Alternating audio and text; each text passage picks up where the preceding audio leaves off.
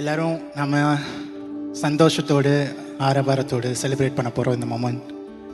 எல்லாரும் எங்களோட சேர்ந்து ஆராதிங்க, எங்களோட சேர்ந்து தேவனோட இணைந்து கொள்ளுங்க. உங்களை யாரும் லீட் பண்ணணும்னு அவசியம் இல்லை. எங்களோட இணைந்து தேவனை ஆராதிக்க ஆரம்பிங்க. ஏன்னா அவர் இன்றும் ஜீவிக்கிறார், அவர் மாறாதவர்.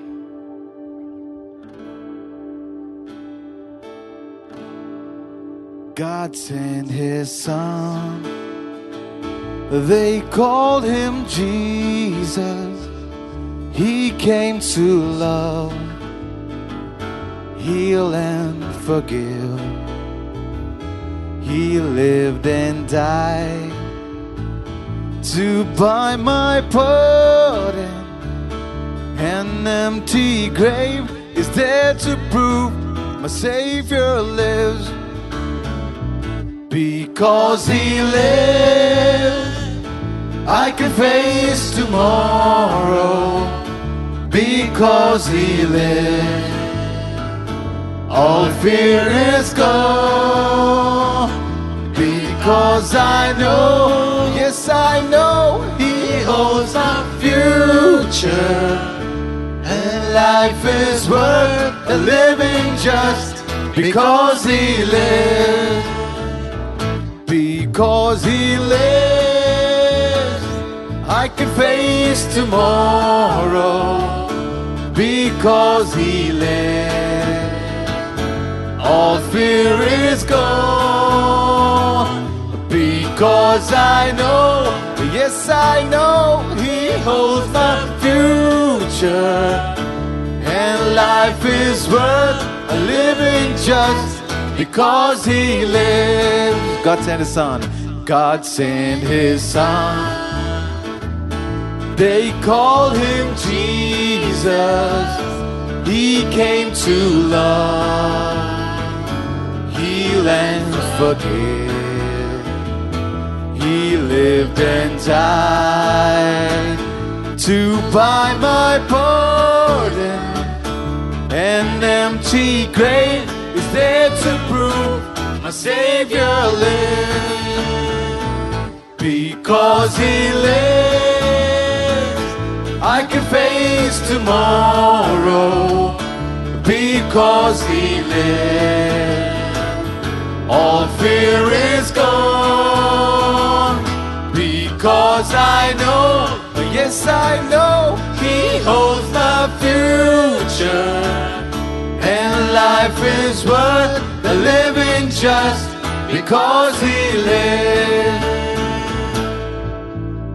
பலத்தினாலும் அல்லவே பராக்கிரமும் அல்லவே பெற்று கொண்டது தேவனால் என்றோ.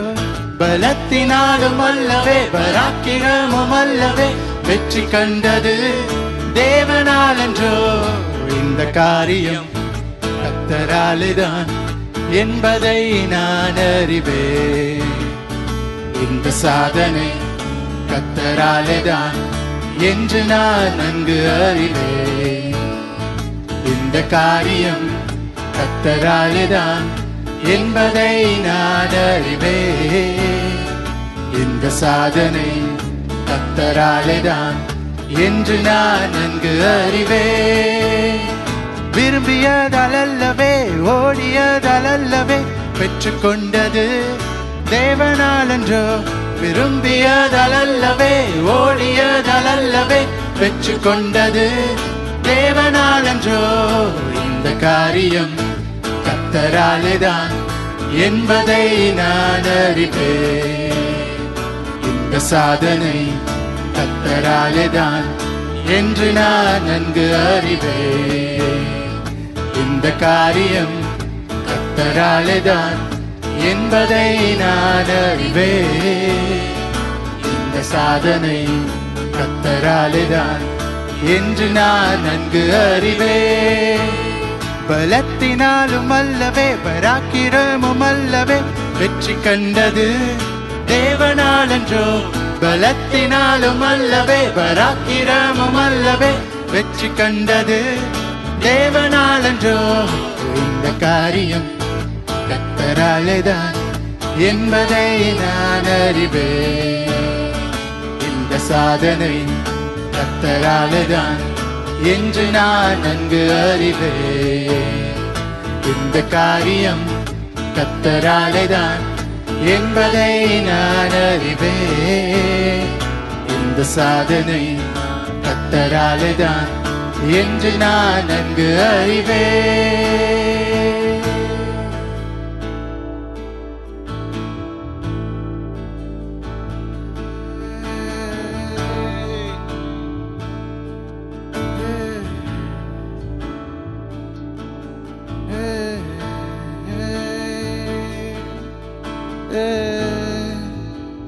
And our God reigns, and our God reigns forever. Your kingdom reigns, and our God reigns. And our God reigns forever. Your kingdom reigns.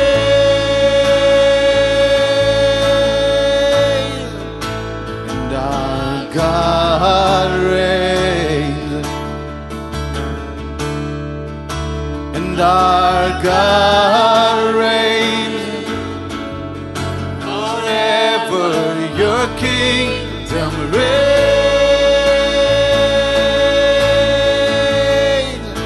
and our God reigns,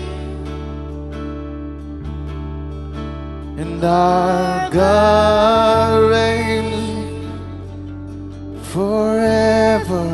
Your kingdom reigns.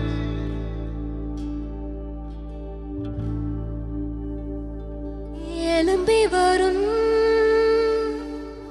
புயல்களிலே நீரே எந்தன் கண்மலை. பொங்கி வரும் அலைகள் மேலே உன் பாதத்தின் சுவடுகளே. எழும்பி வரும் புயல்களிலே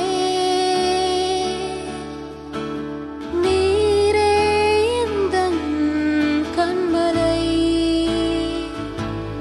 பொங்கி வரும் அலைகள் மேலே உம் பாதத்தின் சுவடுகளே. வியாதியே உன் தலை குனிந்ததே, என் மேலே உன் ஆளுகை முடிந்ததே. என்னை எதிர்க்கக்கூடிய ஏது ஆயுதங்கள் எதுவும் வாய்க்காதே. வியாதியே உன் தலை குனிந்ததே, என் மேலே உன் ஆளுகை முடிந்ததே. என்னை எதிர்க்கக்கூடிய ஏது ஆயுதங்கள் எதுவும் வாய்க்காதே. बीमारी देख तेरा सर झुका, मुझ पर तेरा बस ना चल सका. ऐसा कोई शास्त्र ना बना जो कर सकेगा मेरा सामना. बीमारी देख तेरा सर झुका, मुझ पर तेरा बस ना चल सका. ऐसा कोई शास्त्र ना बना जो कर सकेगा मेरा सामना. வியாதியே உன் தலை குனிந்ததே, என் மேலே உன் ஆளுகை முடிந்ததே. என்னை எதிர்க்க கூடிய எது ஆயுதங்கள் எதுவும் வாய்க்காதே. வியாதியே உன் தலை குனிந்ததே, என் மேலே உன் ஆளுகை முடிந்ததே. என்னை எதிர்க்க கூடிய எது ஆயுதங்கள் எதுவும் வாய்க்காதே. எழும்பி வரும் புயல்களிலே நீரே எந்தன் கண்மலை, பொங்கி வரும் அலைகளே உம் பாதத்தின் சுவடுகளே.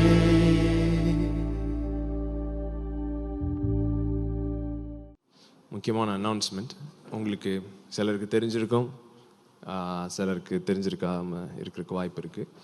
இந்த லேண்ட் வந்து நம்ம லீஸில் இருந்து தான் இதை கட்டியிருக்கோம்.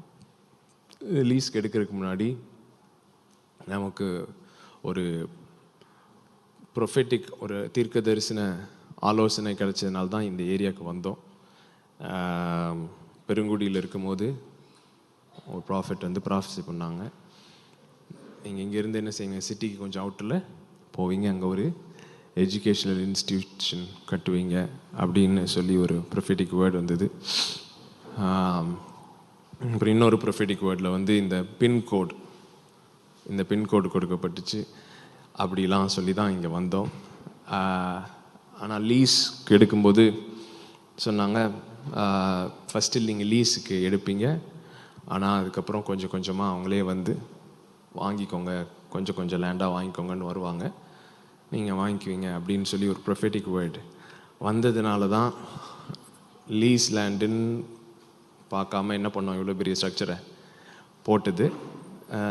அதுபடி இந்த வாரம் வந்து ஓனர் சைட்லேருந்து வந்தாங்க, வந்து ஒரு 10 சென்ட் வாங்கிக்கோங்க அப்படின்னு சொல்லி வந்திருக்காங்க.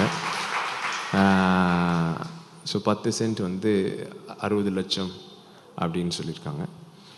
அதோடைய 50% வந்து இந்த வீக்கும் 50% நெக்ஸ்ட் 3 மந்த்ஸ்க்குள்ளே கொடுக்கணும் அப்படின்ற மாதிரி ஒரு அக்ரிமெண்ட்டுக்கு வந்திருக்காங்க.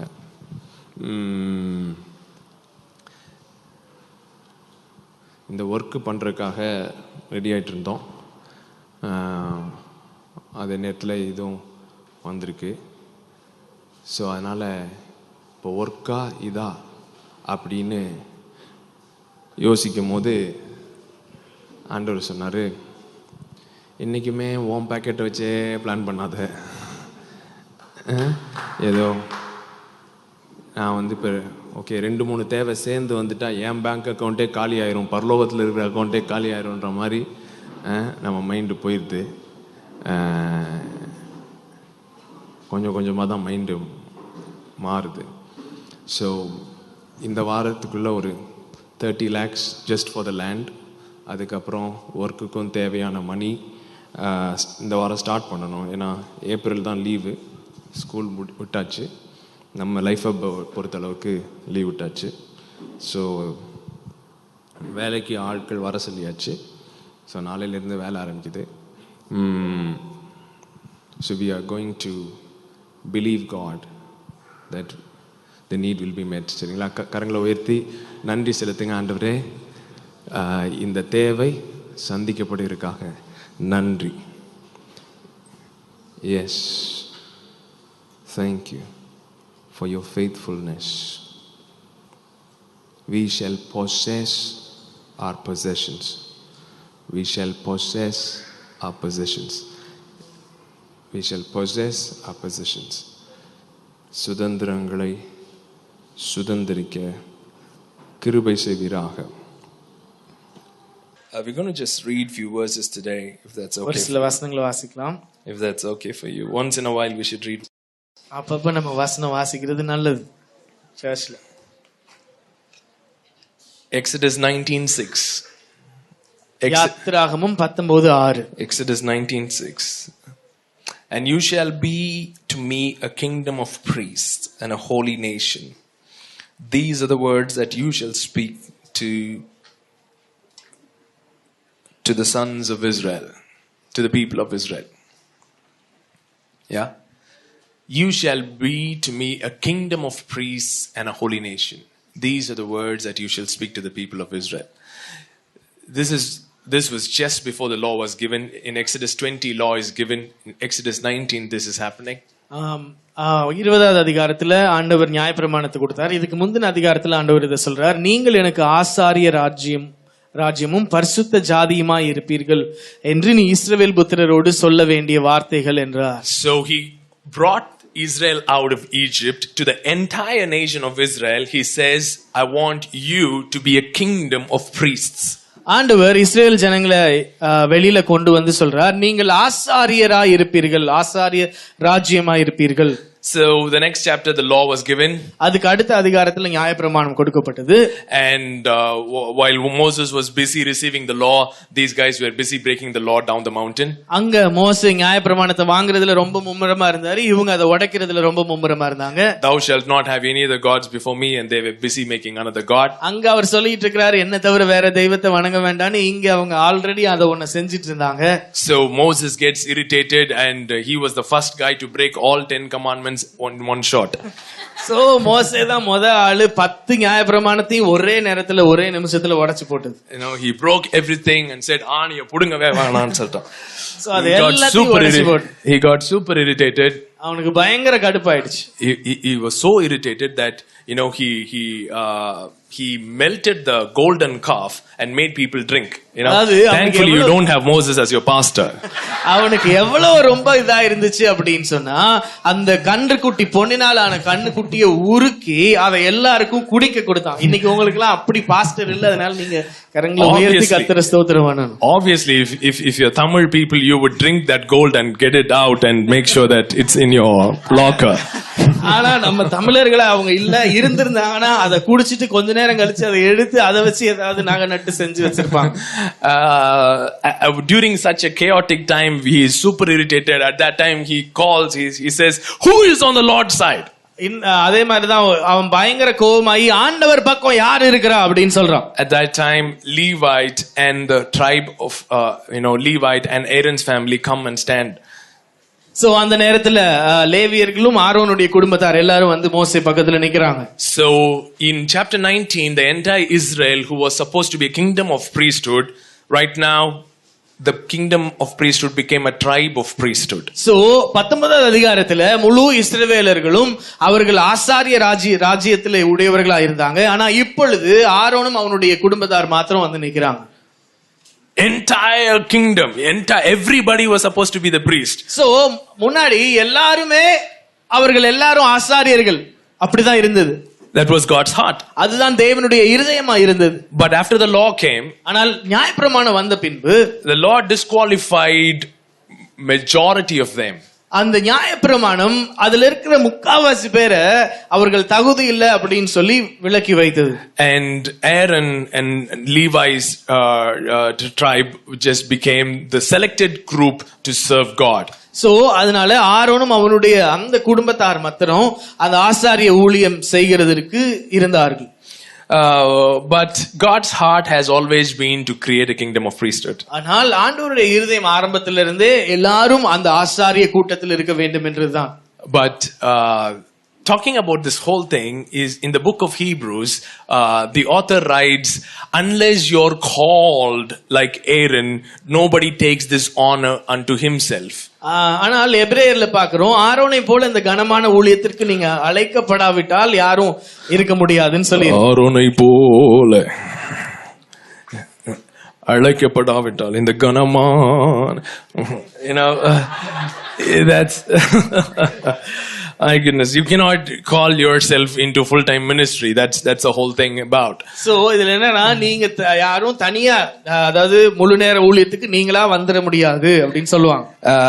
So come with me to that verse, chapter 5. So எபிரேயர் 5வது அதிகாரத்துக்கு வாங்க. Verse 1. For every high priest was taken from among men among men, and it is appointed for men in things pertaining to God, that he may offer both gifts and sacrifices for sins. Yeah, you get your. அன்றியும் மனுஷரால் தெரிந்து கொள்ளப்பட்ட எந்த பிரதான ஆசாரியனும் பாவங்களுக்கு காணிக்கைகளையும் பலிகளையும் செலுத்தும்படி மனுஷருக்காக தேவ காரியங்களை பற்றி நியமிக்கப்படுகிறான். Verse 4 says, and no man takes this honor to himself, but he who is called by God, just as Aaron was. மேலும் ஆரோனை போல தேவனால் அழைக்கப்பட்டால் ஒழிய ஒருவனும் இந்த கனமான ஊழியத்திற்கு தானாய் ஏற்படுகிறதில்லை. So also Christ did not glorify himself to become a high priest, but it was said unto him, you are my son, today I have begotten you. அந்தபடியே கிறிஸ்துவும் பிரதான ஆசாரியராகிறதற்கு தம்மை தாமே உயர்த்தவில்லை. நீர் என்னுடைய குமாரன், இன்று நான் உம்மை ஜெனிப்பித்தேன் என்று அவரோடு சொன்னவரே அவரை உயர்த்தினார். As he also says in another place, you are a priest forever according to the order of Melchizedek. அப்படியே வேறொரு இடத்திலும் நீர் மெல்கிசதேக்கின் முறைமையின்படி என்றென்றைக்கும் ஆசாரியராய் இருக்கிறீர் என்று சொல்லி இருக்கிறீர். Verse 10, called by God as high priest according to the order of Melchizedek, of whom we have much to say and hard to explain, since you have become dull of hearing. மெல்கிசதேக்கின் முறைமையின்படியே பிரதான ஆசாரியர் என்று தேவனாலே நாமம் தரிக்கப்பட்டார். இந்த மெல்கிசதேக்கை பற்றி நாம் விஸ்தாரமாய் பேசலாம். நீங்கள் கேள்வியில் மந்தம் உள்ளவர்களானபடியால் அதை விளங்க பண்ணுகிறது அரிதா இருக்கும். So what the author thought it's difficult to explain is what I'm attempting to do right now. அதாவது அவரே ரொம்ப கஷ்டப்பட்டு எக்ஸ்பிளைன் பண்றதுக்கு முயற்சித்ததை இந்த காலை நேரத்துல நான் உங்களுக்கு சொல்லி கொடுக்க ட்ரை பண்றேன். He said, guys, Christ is made a priest not according to the order of Aaron, but according to the order of Melchizedek, of whom there is much to say, but I am not able to say to you because you have become dull of hearing. அதாவது கிறிஸ்து வந்து இந்த கனமான ஊழியத்திற்கு அழைக்கப்பட்டது. பிதாவானவர் அவரை கனப்படுத்தி இருக்கிறார்.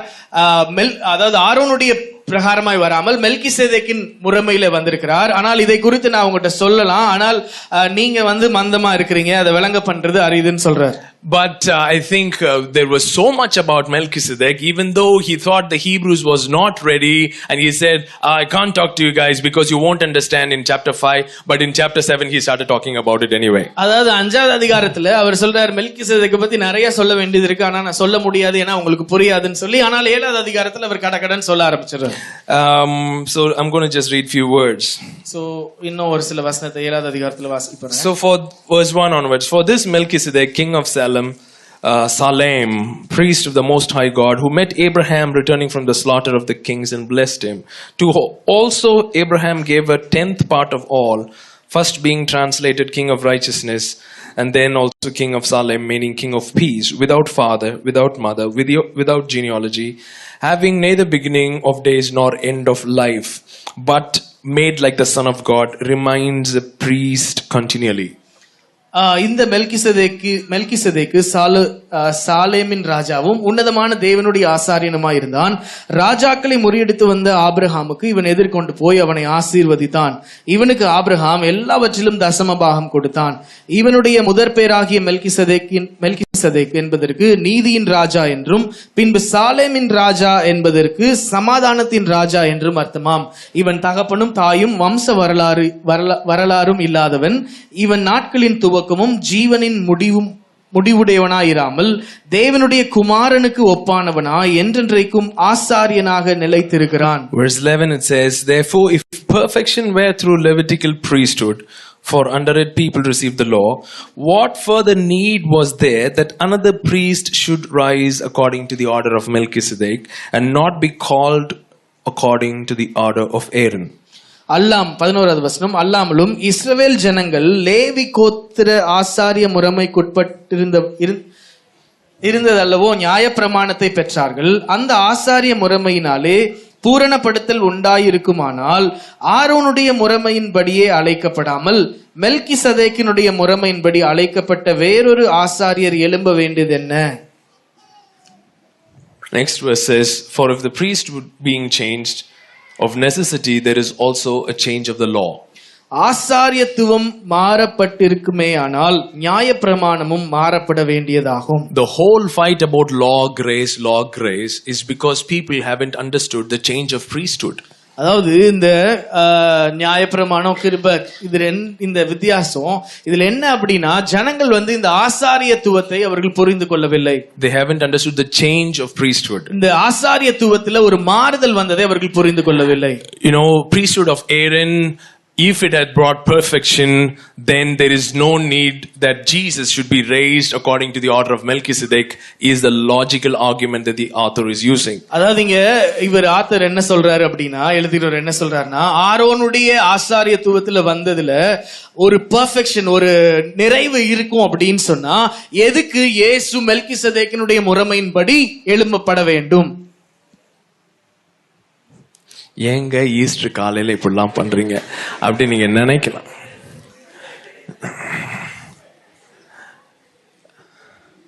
Look at somebody and say, don't be like Hebrews, don't be dull of hearing, be attentive. பக்கத்துல இருக்கவங்கள சொல்லுங்க, எபிரேயர் மாதிரி மந்தமா இருக்காதீங்க, கேளுங்க அப்படின்னு சொல்லுங்க. It's important that you get this thing. இந்த காரியத்தை நீங்க கண்டிப்பா புரிந்து கொள்ள வேண்டும். How many of you believe that you are the priesthood of God? எத்தனை பேர் நம்புறீங்க நீங்க தேவனுடைய ஆசாரியர்களா இருக்கிறீங்கன்னு சொல்லி? Yeah? And turn and ask, according to which order? பக்கத்துல இருக்கவங்கள பார்த்து கேளுங்க, எந்த முறைமையில நீங்க ஆசாரியரா இருக்கிறீங்க? According to which order you are priesthood? எந்த முறைமையில நீங்க ஆசாரியர்களா இருக்கிறீர்கள்? See, that's the problem. ஆரோனை போல அழைக்கப்படாவிட்டான்னு சொல்லி இன்னைக்கு ஏதோ ஆரோனை போல அழைக்கப்பட்டதா நினைச்சிட்டு இருக்காங்க. People are thinking that they're called according to the order of Aaron. So ஜனங்கள் என்ன நினைச்சிட்டு இருக்காங்கன்னா, ஆரோனுடைய முறைமையின்படி நீங்கள் அழைக்கப்பட்டிருக்கிறீர்கள்னு சொல்லி இன்னும் நினைச்சிட்டு இருக்கீங்க. But the priesthood here is not according to the order of Aaron, but the priesthood, the new covenant priesthood, is according to the order of Melchizedek. So புதிய உடன்படிக்கையில ஆரோனுடைய முறைமையின்படி ஆசாரியர்களாய் ஏற்படுத்தப்படவில்லை, மெல்கிசதேக்கினுடைய முறைமையின்படி நாம் ஆசாரியர்களாய் நியமிக்கப்பட்டிருக்கிறோம். So if you are called according to the order of Melchizedek, at least you should know the spelling of Melchizedek. அதாவது நீங்க மெல்கிசதேக்கின் முறைமையின்படி ஆசாரியர்களா இருக்கிறீங்க அப்படின்றத தெரிஞ்சுக்கணும்னா முதலாவது அந்த மெல்கிசதேக்கின்ற வார்த்தையாவது சரியா சொல்லணும். How many of you, this is the first time you're hearing that word? Come on. Hey, Johnny. எத்தனை பேர் இந்த வார்த்தையை முதல்ல கேக்குறீங்க? Yeah, this is the first time you're hearing that word Melchizedek. If perfection happens through Levitical priesthood, so ஒரு நிறைவு, ஒரு பூரணம் ஆரோனுடைய அந்த ஒரு முறைமையில வரும் அப்படின்னு சொன்னா, then there is no need for Melchizedek. அப்ப மெல்கிசதேக்கு அவசியமே இல்ல. Verse 22. 22வது வசனம். The Lord has sworn and will not relent. You are a priest forever according to the order of Melchizedek. By so much more, Jesus has become the surety of a better covenant. ஆனால் இயேசுவானவர் ஆணையின்படி 21 and 22. இயேசுவானவர் ஆணையின்படியே ஆசாரியராக்கப்பட்டது எவ்வளவு விசேஷித்த காரியமோ அவ்வளவு விசேஷித்த உடன்படிக்கைக்கு பிணையாளியானார். Verse 23. Also there were many priests because they were prevented by death from continuing.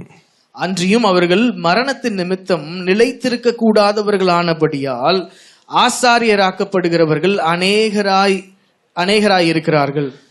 Why Aaronical priesthood is imperfect? ஏன் ஆரோனுடைய அந்த ஒரு காரியம் அது நிலையானதா இல்ல, போதுமானதா இல்ல, பூரணமா இல்ல? Why? ஏன்?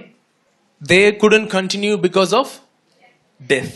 அவர்களால பூரணமா இருக்கவில்லை, காரணம் மரணம் இருந்ததாங்க. But he, look at some, say but Jesus. ஆனால் இயேசு சொல்லுங்க. Because he was called according to the order of Melchizedek. Our மெல்கிசதேக்கினுடைய முறைமையிலிருந்து எடுக்கப்பட்டார். He continues forever. அவர் என்றைக்கும் அதிலே இருக்கிறார். Without an unchangeable priesthood. என்றைக்கும் மாறாமல் இருக்கிற ஆசாரியனாய் இருக்கிறார். Therefore, அதனாலே because he has overcome death, and he is not according to the order of Aaron but according to the order of Melchizedek, because of that, for that very reason, he is able to save to the uttermost those who come to God through him, since he is always living to make intercession for அதாவது them. அவர் ஆரோனை போல இல்லாமல் அவர் மரணத்தை ஜெயமாய் மரணத்தை விட்டு எழுந்ததினாலே அவர் தமது மூலமாய் தேவனிடத்தில் சேருகிறவர்களுக்கு வேண்டுதல் செய்யும்படி அவர் எப்பொழுதும் உயிரோடு இருக்கிறவைகளானால் அவர்களை முற்றுமுடிய ரட்சிக்க வல்லமை உள்ளவராய் இருக்கிறார். Verse 16 of chapter 7. Everybody read verse 16. Who has come not according to the law of fleshly commandment, but according to the power of an endless life. Other translation says, according to the power of indestructible life. அவர் மாமிச சம்பந்தமான கட்டளையாகிய நியாயப்பிரமாணத்தின்படி ஆசாரியராகாமல் அழியாத ஜீவனுக்குரிய வல்லமையின்படியே ஆசாரியரானார். Indestructible life. என்றைக்கும் ஆசாரியராய் இருக்கிறார். Say indestructible life. அழியாத ஜீவனுக்குரிய Say, ஆசாரியர். touch 5 people and say endless life. பக்கத்துல இருக்கவங்க சொல்லுங்க, அழியாத Indestructible life. அழியாத ஜீவன் உள்ளவராய் இருக்கிறார். So Aaron was destructible life. So Aaron அது ஒரு அழிந்து போகக்கூடிய ஒரு காரியம். Melchizedek is power of an endless life. ஆனால் மெல்கிசதேக்கோ அது ஒரு முடிவில்லாத ஒரு நித்திய ஜீவன். And you are made priesthood according to the order of Melchizedek, because Jesus overcame death and he has called you for eternal priesthood. நீங்க மெல்கிசதேக்கின் முறைமையின்படி ஆசாரியர்களா இருக்கிறீங்க. ஏன் சொன்னா இயேசு அவர் மரணத்தை விட்டு ஜெயமா எழுந்ததினாலே எப்பொழுதும் ஆசாரியராய் இருக்கிறதற்கு நீங்கள் அழைக்கப்பட்டிருக்கிறீங்க. For me, the subject of rewards never made sense in a heaven and hell paradigm. இந்த பரலோகம் நரகம் அப்படின்ற அந்த பார்வையிலிருந்து இந்த ரிவார்ட்ஸ் பலன்கள் எனக்கு ஒரு புரியாத ஒரு காரியமா இருந்தது. How many of you heard rewards? எத்தனை பேர் இந்த பலன்கள் அத பத்தி கேட்டிருக்கீங்க? You would be judged according to your works and reward comes. நீங்க என்ன காரியங்கள் செய்றீங்களோ அதற்கு ஏற்ற பலன் வருகிறது அப்படினு. How many of you heard of it? Yeah, you heard of it, right? So it never made sense because we all said yes to Jesus and we're all going to heaven. So இது ஒரு நாள் எனக்கு புரியலையே அப்படினு சொன்னா எல்லாரும் ஆண்டவருக்கு ஆமான்னு சொல்லி இருக்கோம், எல்லாரும் பரலோகத்துக்கு போகிறோம். How can rewards come into play if Jesus is my trump card? So எல்லாரும் இயேசுவின் இடத்துல தான் பரலோகத்துக்கு தான் போறோம். அப்ப is my trump card. Jesus is the password and I enter heaven. Everybody should say Jesus and get into heaven. So how does rewards come into play? So எல்லாரும் இயேசுவின் நாமத்தை சொல்லி தான் பரலோகத்துக்கு போகிறோம். So அப்படி இருக்கிறப்ப அங்க போகிறப்ப எப்படி ஒவ்வொருத்தருக்கும் வேற மாதிரி பலன்கள் கிடைக்கிறதுக்கு வாய்ப்பு இருக்கு. So இது ஒரு புரியாத காரியமா இருந்தது. But if you move away from a heaven and hell paradigm to a heaven on earth paradigm. So இந்த பரலோகம் நரகம் அப்படின்ற ஒரு பார்வையில இருந்து பரலோகம் பூமிக்கு இறங்கி வருகிறது அப்படின்ற ஒரு பார்வையில நம்ம பார்க்கும்போது, and a context of eternal priesthood. So அது மாத்திரம் அல்ல, ஒரு நித்திய ஆசாரியராய் இருக்கிறோம் அப்படின்ற அந்த ஒரு கண்ணோட்டத்துல இருந்து பார்க்கும்போது, look at somebody and say you're going to live forever. பக்கத்துல இருக்கவங்கள பார்த்து சொல்லுங்க, நீங்க எப்பொழுதும் வாழ போகிறீர்கள். My goodness. You're going to live forever. That means God has a purpose. God has a dream which can stretch forever regarding you. So ஆண்டவர் உங்களை பற்றி வைத்திருக்கிற அந்த கனவு, அது நீங்கள் எவ்வளவு நாள் அதிக நாள் இந்த உலகத்துல இருக்க போறீங்களோ அது அளவுக்கு ஆண்டவர் அவ்வளவு கனவுகளை உங்கள் மேல வைத்திருக்கிறார். You can't dream of doing something in heaven. நீங்க பரலோகத்துல போய் ஒரு காரியத்தை செய்கிறதற்குன்னு கனவு வைத்திருக்க முடியாது. Church world is dreaming of going to heaven. I'm asking, after going to heaven, what are you going to do? So இன்னைக்கு முழு சபையும் பரலோகத்துக்கு போகணும்ன்ற அதையே தங்களுடைய கனவாய் வைத்திருக்கிறாங்க. பரலோகத்துக்கு போனதுக்கு அப்புறம் அவங்க என்னதான் பண்ண போறாங்க? After you going to go to heaven, I'm telling you, you'll be bored. பரலோகத்துக்கு அப்படியே நீங்க போயிட்டீங்கனாலும் அங்க போனா உங்களுக்கு போர் அடிக்கும். Because you will know, my goodness, all the fun is down on earth. ஏன் அப்படின்னு சொன்னா எல்லா சந்தோஷமும் இங்க தான் இருக்கு. Don't get me wrong. என்ன தவறா புரிந்து கொள்ள வேண்டாம். What I'm saying is, நான் என்ன சொல்ல வரேன்னு சொன்னா, you're designed to live forever. நீங்கள் நித்தியமாய் வாழுகிறதற்கென்று தேவன் உங்களை உண்டாக்கி இருக்கிறார். So right now Paul is waiting to get his bodies back. So இப்பொழுது பவுல் மற்ற எல்லாரும் அவர்களுடைய சரீரத்தை பெற்றுக்கொள்வதற்காக அவர்கள் காத்து கொண்டிருக்கிறாங்க. With a glorified body, they want to come to a glorified earth so that they can live their dream. Only when they get to heaven right now, they are like, my goodness, you dreamt so much about me and I came here before even I started the day of my dream. So அவங்க எல்லாம் இப்பொழுது அந்த ஒரு மகிமையின் சரீரத்திற்காக காத்து கொண்டிருக்கிறாங்க.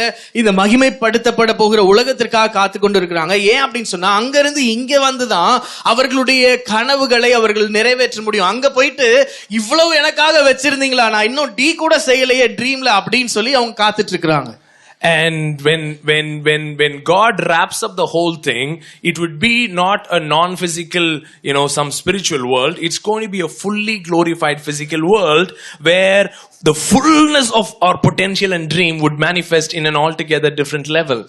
ஆண்டவர் இந்த மாதிரி நம்மள செய்யும் பொழுது ஏதோ தனியா ஒரு ஆவிக்குரிய உலகம் அப்படின்னு இல்ல, முழுவதுமா நம்ம மாம்சத்திலேயே எல்லா காரியத்தையும் செய்கிறதற்கு ஆண்டவர் செய்ய போகிறார். But the influence that you are going to have in the glorified earth depends on how you steward the resources that you have right now. So இப்ப உங்களுக்கு கையில இருக்கிற காரியத்தை நீங்க எப்படி கையாள்றீங்க அப்படின்றத பொறுத்து தான் அந்த மகிமைப்படுத்தப்பட்ட உலகத்துல உங்களுக்கு காரியங்கள் கொடுக்கப்படும். So is there going to be a difference? So இந்த இடத்துல வித்தியாசம் இருக்குமா? There is. கண்டிப்பா வித்தியாசம் இருக்கும். Look at somebody and say there is going to be a difference. கண்டிப்பா வித்தியாசம் இருக்கும். It has got nothing to do with God's love for us. ஆண்டவர் நம்ம மேல வைத்த அன்புல எந்த மாற்றமும் இருக்க போகிறதில்லை. Do I love all my kids? நான் என்னோட எல்லா பிள்ளைகளையும் நேசிக்கிறேனா? Do I love all my kids seated over here? இந்த இடத்துல இருக்கிற எல்லா பிள்ளைகளையும் நான் நேசிக்கிறேனா? Of course I love all of them. நான் எல்லாத்தையும் தான் நேசிக்கிறேன். But when it comes to me giving out responsibilities, ஆனால் நான் மற்றவர்களுக்கு காரியங்களை கொடுக்கும்போது I don't give based on my love for them. அவங்களுக்கு என்னுடைய அன்பை வைத்து நான் கொடுக்க போகிறதில்லை. I'm going to give based on how responsible they are. அவங்க எவ்வளவு பொறுப்பா இருக்கிறாங்க அப்படின்றத வைத்து தான் நான் உங்களுக்கு காரியத்தை கொடுப்பேன். I am saying it's high time you get the eternal perspective into your system, and what little tiny bit you're doing on a day to life today is going to matter forever. அதாவது நீங்க இந்த ஒரு eternal perspective, அந்த நித்தியமான அந்த ஒரு பார்வைக்குள்ள வரணும். ஏன் அப்படின்னு சொன்னா, அப்படி இருந்தாதான் இன்னைக்கு நம்ம கையாளுற காரியங்களை நம்ம சரியா செய்ய முடியும். How many of you heard this verse? Your labor in Christ is not in vain. உங்கள் பிரயாசம் கிறிஸ்துவுக்குள்ள செய்யற உங்கள் பிரயாசம் வீணாய் போகாது. Look at somebody and say, your labor in the Lord is not in vain. Come with me to 1 Corinthians 15. 1 கொரிந்தியர் 15வது அதிகாரம், Last verse. கடைசி வசனம். Therefore, my beloved brethren, be steadfast, immovable, always abounding to the work of the Lord, knowing that your labor is not in vain in the Lord. ஆகையால் எனக்கு பிரியமான சகோதரரே, கர்த்தருக்குள் நீங்கள் படும் பிரயாசம் விருதாவாயிராதென்று அறிந்து நீங்கள் உறுதிப்பட்டவர்களாயும் அசையாதவர்களாயும் கர்த்தருடைய கிரியையிலே எப்பொழுதும் பெருகிறவர்களாயும் இருப்பீர்களாக. Therefore, my beloved brethren. எனக்கு பிரியமான சகோதரர்களே. Therefore. ஆகையால் எனக்கு பிரியமான சகோதரர்களே. So why does it say therefore? அங்க ஆகையால் அப்படின்னு ஏன் சொல்லிருக்கு? So that verse connects that to the entire chapter, right? So அந்த வசனம் அந்த முழு அதிகாரத்தோடும் தொடர்புடையதா இருக்கிறது. So I'm going to read the entire chapter now. So இப்ப அந்த முழு அதிகாரத்தையும் வாசிக்க போறேன். Let's read from verse 35. 35வது வசனத்திலிருந்து. But someone will say, how are the dead raised up? And with what body do they come? Foolish one, what you sow is not made alive unless it dies. And what you sow, you do not sow that body that shall be, but mere grain, but perhaps wheat or some other grain. But God gives it a body as He pleases, to each seed its own body. ஆகிலும் மரித்தோர் எப்படி எழுந்திருப்பார்கள்? எப்படிப்பட்ட சரீரத்தோடே வருவார்கள் என்று ஒருவன் சொல்வானாகில், புத்தியினனே, நீ விதைக்கிற விதை செத்தால் ஒழிய உயிர்க்க மாட்டாதே. நீ விதைக்கிற போது இனி உண்டாகும் மேனியை விதையாமல் கோதுமை அல்லது மற்றொரு தானியத்தினுடைய வெறும் விதையையே விதைக்கிறாய். அதற்கு தேவன் தமது சித்தத்தின்படியே மேனியை கொடுக்கிறார். விதை வகைகள் ஒவ்வொன்றிற்கும் அதற்கேற்ற மேனியை கொடுக்கிறார். எல்லா மாம்சமும் ஒரே விதமான மாம்சம் அல்ல. மனுஷருடைய மாம்சம் வேறே, மிருகங்களுடைய மாம்சம் வேறே, மச்சங்களுடைய மாம்சம் வேறே, பறவைகளுடைய மாம்சம் வேறே. வானத்திற்குரிய மேனிகளும் உண்டு, பூமிக்குரிய மேனிகளும் உண்டு. வானத்திற்குரிய மேனிகளுடைய மகிமையும் வேறே, பூமிக்குரிய மேனிகளுடைய மகிமையும் வேறே. சூரியனுடைய மகிமையும் வேறே, சந்திரனுடைய மகிமையும் வேறே, நட்சத்திரங்களுடைய மகிமையும் வேறே. மகிமையிலே நட்சத்திரத்துக்கு நட்சத்திரம் விசேஷித்திருக்கிறது. மரித்தோரின் உயிர்த்தெழுதல் அப்படியே இருக்கும். அழிவுள்ளதாய் விதைக்கப்படும், அழிவில்லாததாய் எழுந்திருக்கும். கனவீனம் உள்ளதாய் விதைக்கப்படும், மகிமையுள்ளதாய் எழுந்திருக்கும். பலவீனம் உள்ளதாய் விதைக்கப்படும், பலமுள்ளதாய் எழுந்திருக்கும். ஜென்ம சரீரம் விதைக்கப்படும், ஆவிக்குரிய சரீரம் எழுந்திருக்கும். ஜென்ம சரீரமும் உண்டு, ஆவிக்குரிய சரீரமும் உண்டு. அந்தபடியே முந்தின மனுஷனாகிய ஆதாம் ஜீவாத்மாவானான் என்று எழுதியிருக்கிறது. பிந்தின ஆதாம் உயிர்ப்பிக்கிற ஆவியானவர். ஆகிலும் ஆவிக்குரிய சரீரம் முந்தினதல்ல, ஜென்ம சரீரமே முந்தினது, ஆவிக்குரிய சரீரம் பிந்தினது. முந்தின மனுஷன்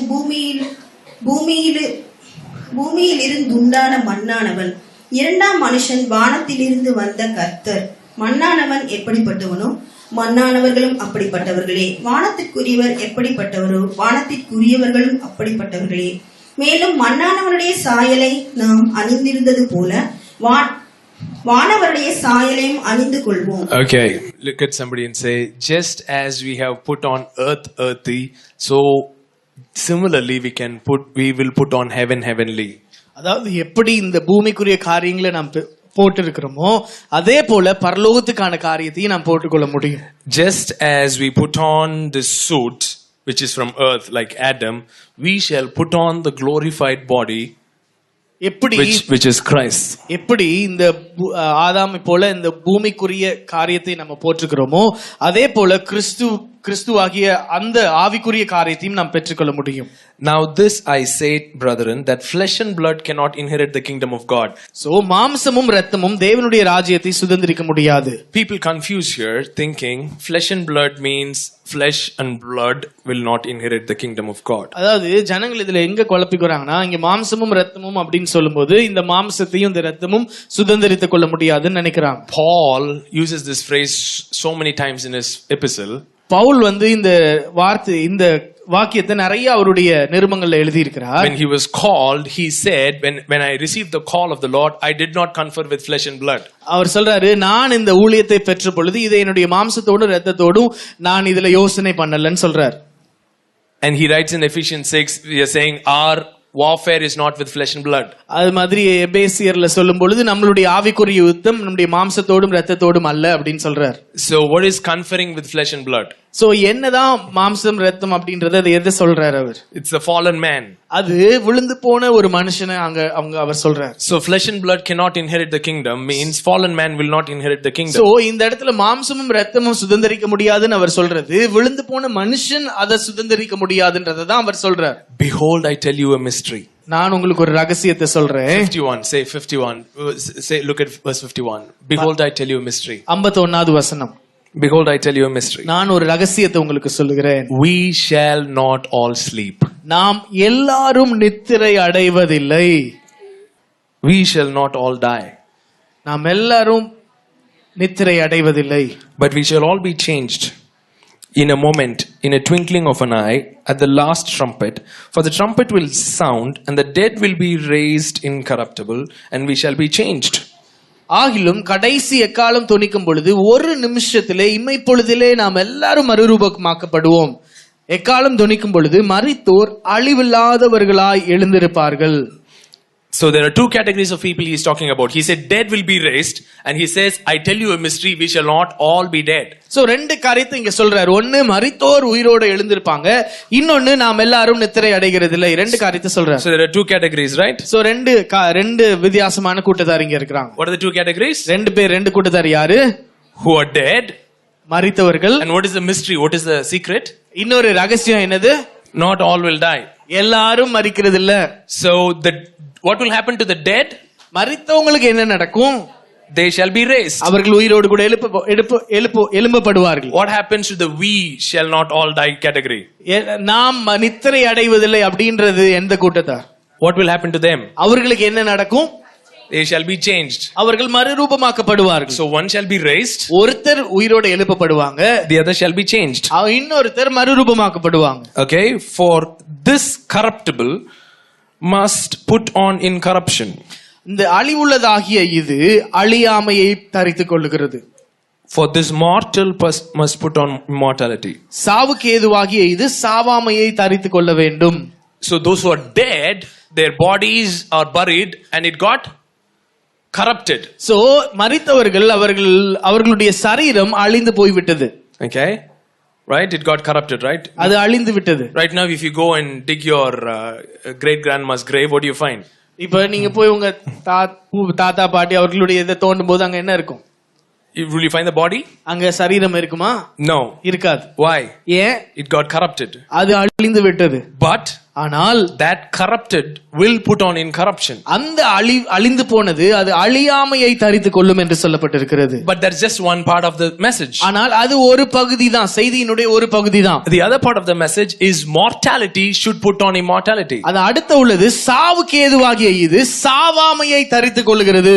So for those who are dead, they will be raised. When they are raised, corruption will put on incorruption. So அந்த மரித்தவர்கள் அவர்கள் எழுப்பப்படுவார்கள், அதுதான் அழிந்து போனது அழியாமையை தரித்துக் கொள்ளும். But I tell you a mystery, we shall not all die. ஆனா சொல்றாரு, நான் ரகசியத்தை சொல்லுகிறேன், நாம் எல்லாரும் நித்திரை அடைய போகிறதில்லை. Because mortality has to put on immortality. ஏன் அப்படின்னா இந்த சாவுக்கு ஏதுவான இது அது சாவாமையை தரித்துக் கொள்ள வேண்டும்.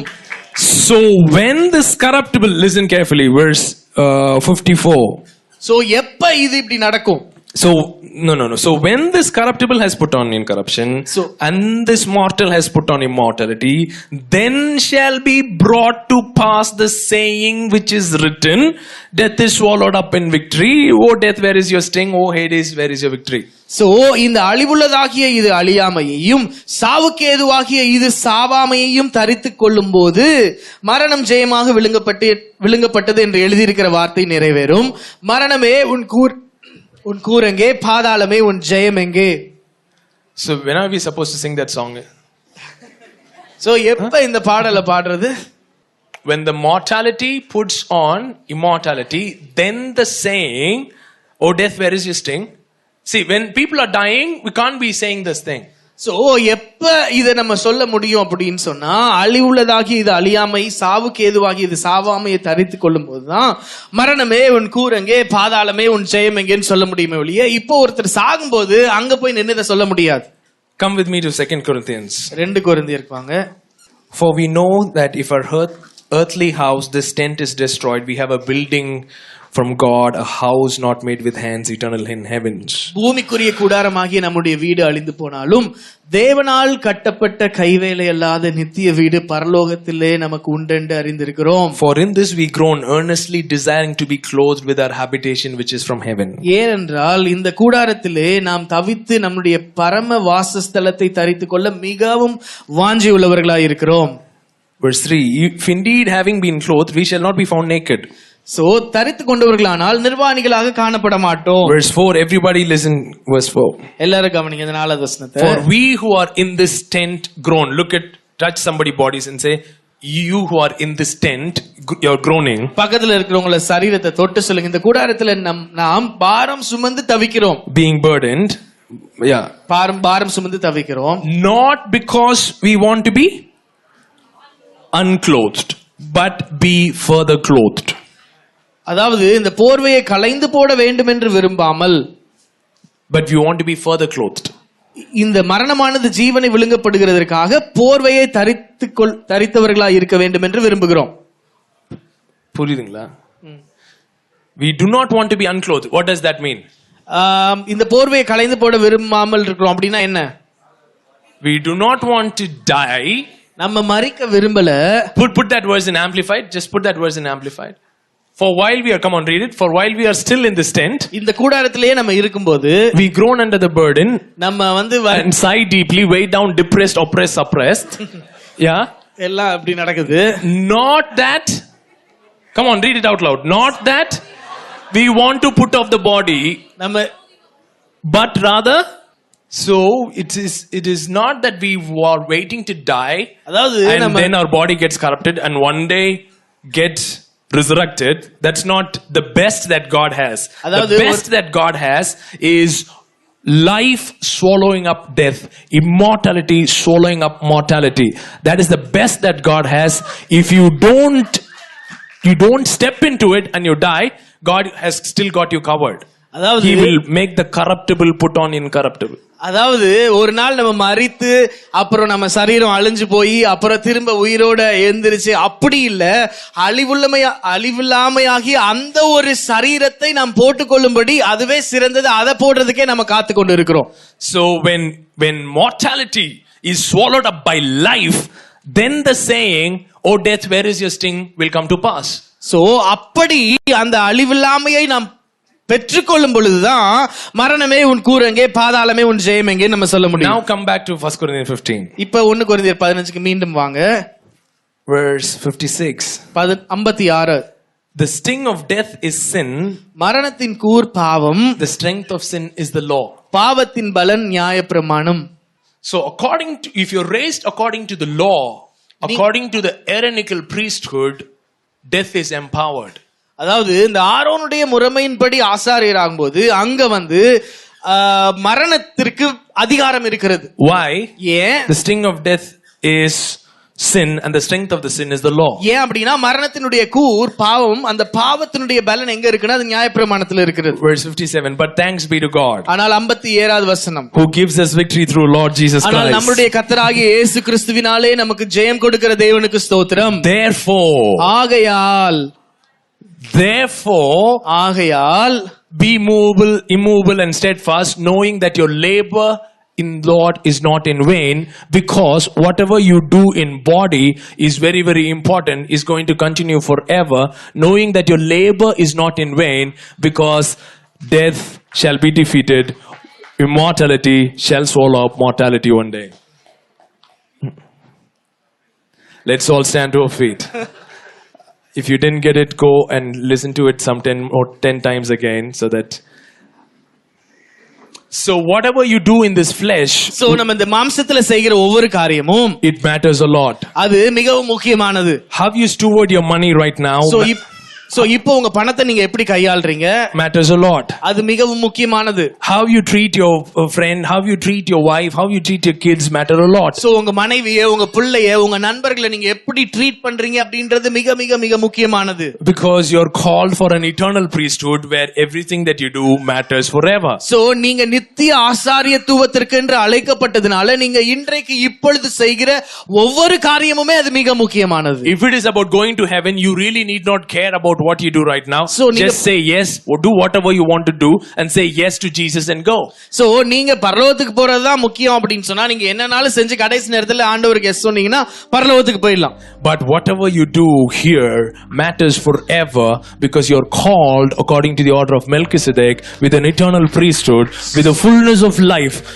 You're called to serve with the power of an endless life.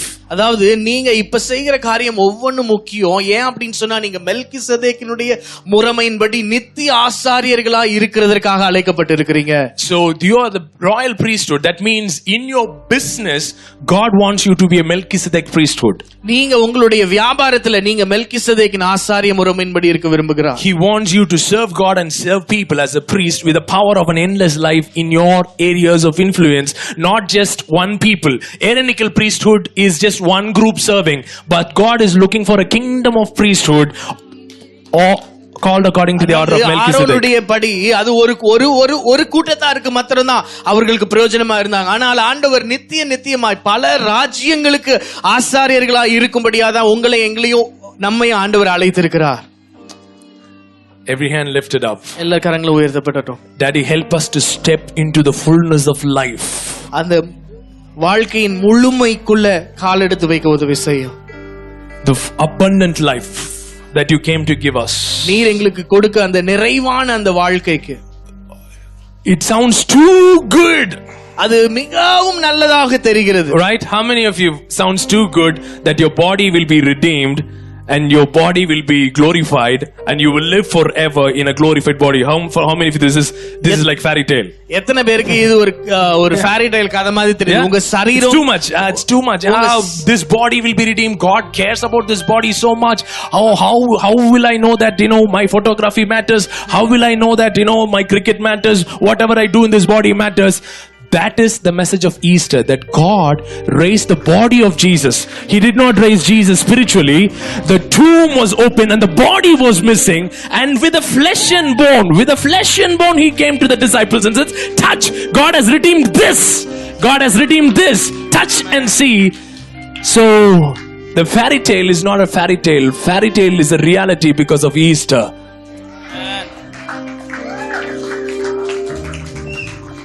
And what you do matters because God redeemed the body of Jesus. So as we draw near to the Lord's table, I want you to remember Jesus became flesh and blood. இயேசு மாம்சத்தையும் இரத்தத்தையும் உடையவரானார் என்கிறதை நினைவு கூறுங்க. To redeem your flesh and blood. உங்களுடைய சரீரத்தை. And he said, he who eats my flesh and drinks my blood ஆண்டவர் சொன்னார், என்னுடைய மாம்சத்தையும் இரத்தத்தையும் நீங்க பங்கெடுக்கும்போது shall never die. அவன் மரிப்பதில்லை என்று சொன்னார். And John 11 he said, யோவான் 11 ஆண்டவர் சொல்லி இருக்கிறார். He says, he who believes in me and dies shall live again. என்ன விசுவாசித்து பங்கெடுக்கிறவன் அவன் நித்தியமாய் அவன் உயிரோடு கூட. He who believes in me and still dies shall live again. இது என்ன விசுவாசித்து மரித்தாலும் அவன் திரும்ப உயிரோடு கூட எழும்புவான் என்று சொல்லியிருக்கிறார். But he who lives and believes in me, ஆனால் உயிரோடு இருந்து என்னை விசுவாசிக்கிறவன் shall never die. ஒரு நாளும் மரிப்பதில்லை. And he said, do you believe this? ஆண்டவர் கேட்கிறார், நீ அதை நம்புறாயா? The church has just preached one part of the message saying, if you believe him and die, God will raise you one day. சபை ஒரு பக்கத்தை மாத்திரம் பிரசங்கம் பண்ணாங்க. நீ இது ஆண்டவரை விசுவாசித்து மரித்து போனாலும் அவர் உன்னை உயிரோடு எழுப்புறாருன்னு நம்புறியா அப்படின்றத மாத்திரம் தான் பிரசங்கம் பண்ணது. Yes, I do believe corruption will put on incorruption. ஆமா, அதை நம்புறோம். அழிந்து போனது அது அழியாமையை தரித்துக் கொள்ளும் என்று சொல்லி. But I also believe that mortality shall put on immortality. ஆனால் அழிவில்லாமையை தரித்துக் கொள்ளும் என்கிறதையும் நாங்கள் நம்புறோம். My great grandma is not mortal right now. சாவுக்கு ஏதுவா இல்ல, செத்துட்டாங்க. அதாவது என்னுடைய பாட்டி அவங்க மரித்து போயிட்டாங்க. சாவுக்கு ஏதுவானதுதான் மார்டல். மார்டல்னா சாவுக்கு ஏதுவானது. சாவுக்கு ஏதுவானது சாவாமையை தரித்துக் கொள்ள வேண்டும். அப்படின்னா சாவருக்கு முன்னாடி தான் அது நடக்கணும். செத்தது shall put on incorruption. அழிவுள்ளது அழியாமை தரித்துக் கொள்ளும். சாவுக்கு ஏதுவானது சாவாமை தரித்துக் கொள்ளும். Say, Daddy, let mortality be swallowed up by immortality. Let death be swallowed up by life in my physical body. Yeah. Because I am called according to the order of Melchizedek to serve you with the power of an endless life. Not according to the order of Aaron, where death stopped him from serving God and serving people. ஆரோனுடைய முறைமையிலே மரணம் தடுத்து மரணத்தினாலே அவர்கள் தொடர்ந்து ஊழியம் செய்ய முடியாமல் போனது. But you are called according to the order of Melchizedek. ஆனால் நீங்கள் மெல்கிசதேக்கினுடைய முறைமையின்படி அழைக்கப்பட்டிருக்கிறீங்க. To serve in the power of an endless life. ஒரு நித்தியமாய் அந்த ஒரு ஜீவனின் வல்லமையில தொடர்ந்தேச்சியாய் செய்கிறதற்கு என்று அழைக்கப்பட்டிருக்கிறீங்க. A few important announcements, please listen carefully. When we were in Perungudi, we received a prophetic word that you would be moving out to the outskirts of the city and you will get a land there and build an education institution, right? With that prophetic word is where we moved. In fact, through another prophetic word, we received this PIN code even while we were searching in every other place. So we came here through a lot of prophetic direction. And as a part of that prophetic direction, it was said that even though you are leasing the land, you go ahead and put the structure because they would start coming and request you to buy out the land bit by bit, and you guys would eventually buy out the land. So that's the reason, even though it's leased, we had put up this thing. People always ask, what is the difference between foolishness and faith? And I say the only difference is that you have heard God, right? That's the only difference. And true to the word, now the owners have come and they want us to buy 10 cents of the land because they are in need of some money. So, yeah. And see, God gave a promised word, Canaan, as the promised land. But then he said, I'm going to give it to you for possession a bit by bit, so that you become stronger to possess the entire thing. And so this week, we are supposed, so 10 cents, the quoted price is 60 lakhs. So in which the 50% they want to be paid this week, and the next 50% to be paid in next little more than 2 months. So we had planned to do the work for which we were raising funds, and then this thing has come. So I was like, oh, do we do the work or we put the money in the land? And I was thinking which one to do. And I'm like, okay, if we do both, God's account is not going to run dry. So we'll believe God to do both. So how many of you are willing to agree with me? Yeah? Okay, let's lift our hands and say, Father, we thank you for you're the one who provides. You're the one who empowers our hands. We thank you for this is done. We call it done in the name of Jesus. We call forth 60 lakhs that is needed. We call forth the 30 lakhs that is needed for all the other work. We call forth all this money to come through in the right time in the name of Jesus. Amen. Let's give thanks for it's done. Yeah. Yes. Yeah. Yeah. Yes. You believe and you speak and you do not doubt in your heart that you have received it, then you shall have it. So receiving happens in the spirit, having it happens in the physical.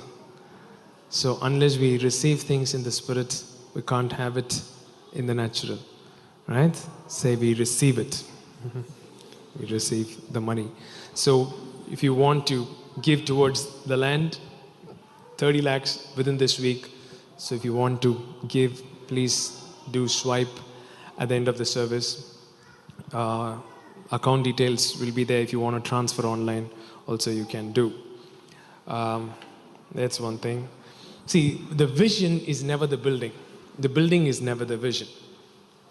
Facility facilitates the vision. Look at somebody and say, facility facilitates the vision. But facility is not the vision. Right? The moment the facility becomes the vision, then we are into trouble. Many people are like, when they build something, they're like, we are building the kingdom of God. No, when you're building a building, you're not building the kingdom of God. When you're building a building, you're building a building. When you build people, you're building the kingdom of God. So, we believe in building buildings, but that is not the kingdom of God. Building lives, building marriages, building people.